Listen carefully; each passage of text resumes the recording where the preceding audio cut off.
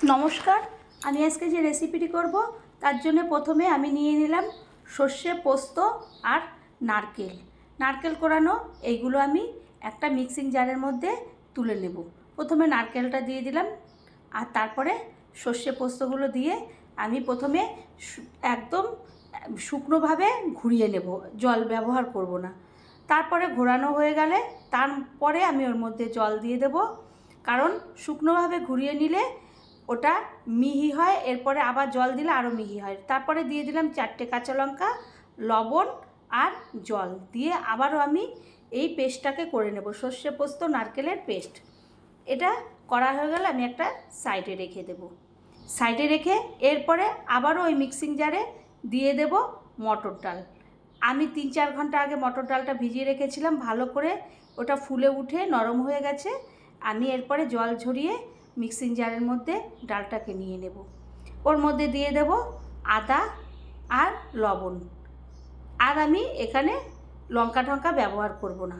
আদা দিয়ে দিলাম কয়েক টুকরা লম্বা লম্বা করে কেটে, আর লবণ দিয়ে দেব।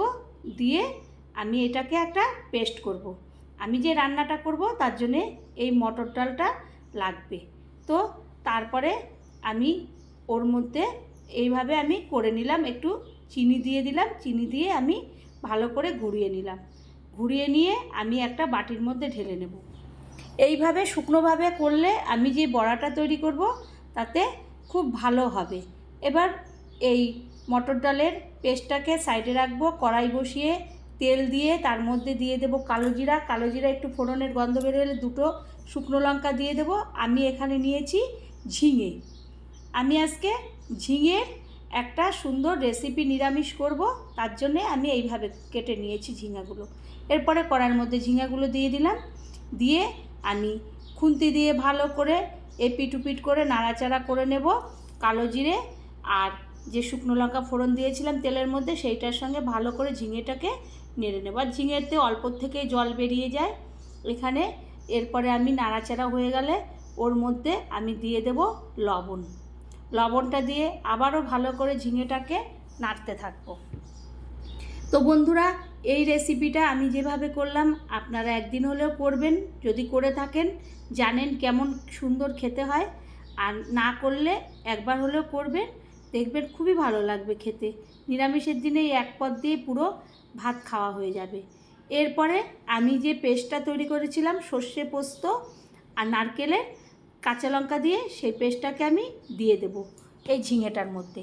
দিয়ে ভালো করে আমি নাড়তে থাকবো। নাড়াচাড়া হয়ে গেলে আমি ওই মিক্সিং জার ধোয়া জলটা ওর মধ্যে দিয়ে দেব, কারণ এটা একটু ঝোল ঝোল মতন হবে। আর কাঁচা লঙ্কা দিয়ে দিলাম। এই ঝোলটা হলে এই ঝোলটা দিয়েই আপনারা পুরো ভাতটা খেয়ে নিতে পারবেন। এরপর একটা ঢাকনা দিয়ে ঢেকে দেব। এখানে আর কোনো মশলা ব্যবহার করব না। হলুদের গুঁড়ো, লঙ্কার গুঁড়ো, জিরের গুঁড়ো কিচ্ছু ব্যবহার হবে না। এই রকম সাদাই তরকারিটা হবে। এর মধ্যে একটু চিনি দিয়ে দেব। চিনি না দিলে স্বাদের ব্যালেন্স থাকে না, আর খেতেও সুস্বাদু হয় না। যেহেতু নিরামিষ খাবার তাই একটু চিনি দিয়ে দিলাম। এরপর এটা যখন টকবক করে ফুটতে থাকবে, আমি যে ডালের পেস্টটা করেছিলাম মটর ডালের, সেই পেস্টের গুলো ডালের বড়ার মতন করে ওই ঝোলের মধ্যেই উপরে দিয়ে দেবো। আমি তেলে ভাজবো না।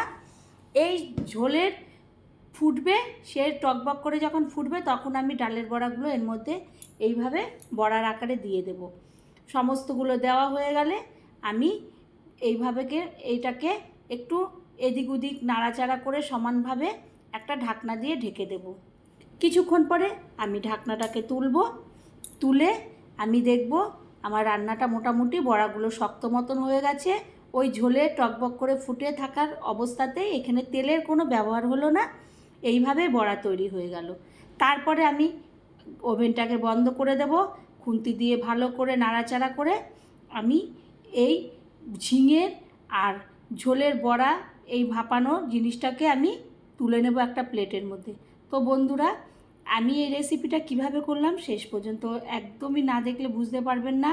আর দুর্দান্ত হয় খেতে, না খেলে বুঝতে পারবে না। এইরকম বড়া যদি আর ঝিঙে যদি এরকম একটা পাতলা ঝোল হয়, এটা দিয়ে পুরো ভাতই খেয়ে নেবে নিরামিষের দিনে, বা যারা নিরামিষ খায় প্রতিদিন তাদের জন্যও দুর্দান্ত এই রেসিপিটা। ভালো লাগলে আবারও কোনো রেসিপিতে দেখা হবে। আর বাড়ির সকলকে এই গরমে, এত গরম, ঝিঙে খেলে শরীর ঠান্ডা হয় আর এই রেসিপিটা খেতেও ভালো লাগে। ধন্যবাদ।